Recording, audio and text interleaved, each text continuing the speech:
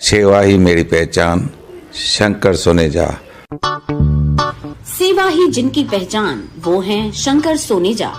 Free Malegaon का काढ़ा, free जोड़ों के दर्द का तेल, फ्री नसों के दर्द से छुटकारा पाने की पीने की दवा। सेवा का लाभ उठाइए, सदैव आपकी सेवा के लिए हाजिर रहते हैं Shankar Soneja. For the Sindhi, by the Sindhi, त तव्हां सिंधियुनि जे लाइ अगरि रिश्तो ॻोल्हियो था पिया त असांखे त जाम सेटिस्फेक्शन मिली आहे। हिते काउंसलिंग ॾाढी सुठी आहे। चार्जिस त बिल्कुल भी माना ॿियनि वांगुरु कीअं परसेंटेज ॿाहिरि वेंदासीं त उहे परसेंटेज था वठनि पिया, हिननि जी उहा काई भी अहिड़ी काई कान्हे। एॾी फैसिलिटी किथे भी मिलण ॾाढी मुश्किल आहे। रिश्तो.com सिंधियुनि जो। नमस्कार, मैं राजेश दलवानी, आप देख रहे हैं उल्लास लाइन बुलेटिन।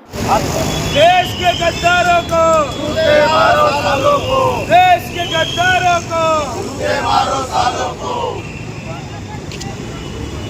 निकलो बाहर मकानों से, जंग लड़ो बेईमानों से, निकलो बाहर मकानों से, जंग लड़ो बेईमानों से।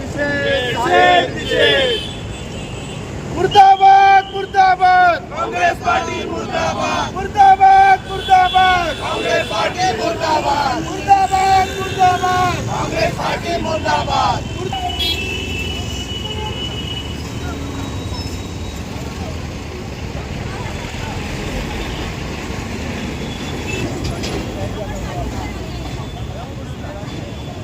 देश के गद्दारों को कांग्रेस के राज्यसभा सदस्य धीरज साहू के ठिकानों पर पिछले 5 दिनों से आयकर विभाग की छापेमारी चल रही है, जहां आयकर विभाग को 300 करोड़ से ज्यादा की राशि मिली है। बताया जा रहा है कि नोटों की गड्डियां गिनते गिनते आयकर विभाग की मशीनें तक खराब हो गईं। अब बीजेपी इस मुद्दे पर आक्रामक दिखाई दे रही है और कांग्रेस पर हमला किया जा रहा है, जहां बीजेपी पूरे देश भर में इस मुद्दे को लेकर आंदोलन कर रही है। वहीं उल्लासनगर शहर में भी बीजेपी की तरफ से कैंप 3 के छत्रपति शिवाजी महाराज चौक पर रास्ते पर बैठकर कांग्रेस के राज्यसभा के सांसद धीरज साहू के खिलाफ जूते मारो आंदोलन किया गया और आंदोलन शहर अध्यक्ष प्रदीप रामचंदानी के नेतृत्व में किया गया। इस आंदोलन में कांग्रेस पार्टी के खिलाफ जमकर घोषणाबाजी भी की गई।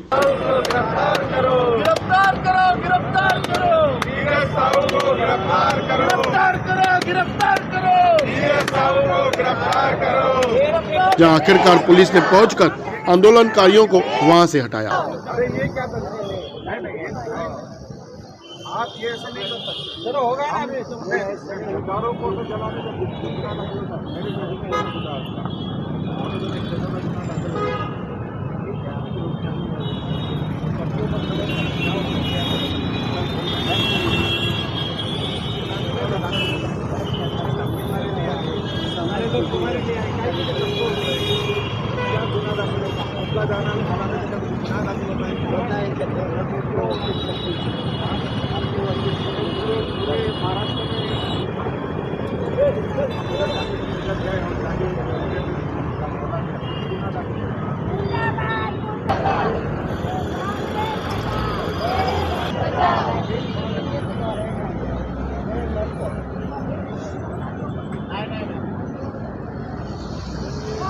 भ्रष्टाचारियों को झूठे मारो सालों को, कांग्रेसी भ्रष्टाचारियों को झूठे मारो सालों को, कांग्रेसी भ्रष्टाचारियों को झूठे मारो सालों को। कांग्रेस हाय हाय, कांग्रेस हाय हाय, कांग्रेस।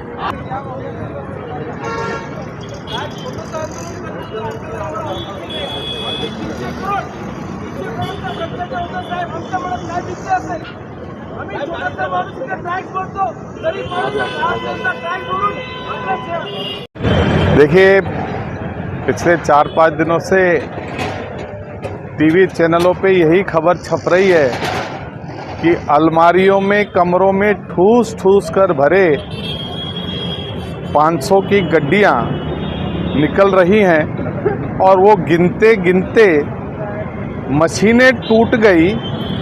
उसके अलावा 50 बैंक के कर्मचारियों को बुलाया गया, मशीनें टूट गई, मानव थक गया, लेकिन पैसे कम नहीं हो रहे थे।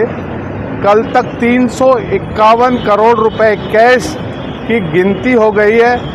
यह जो नगद रुपए हैं वो कांग्रेस के सांसद, 3 बार के सांसद धीरज साहू के है। इससे देश में क्या संदेश जाता था?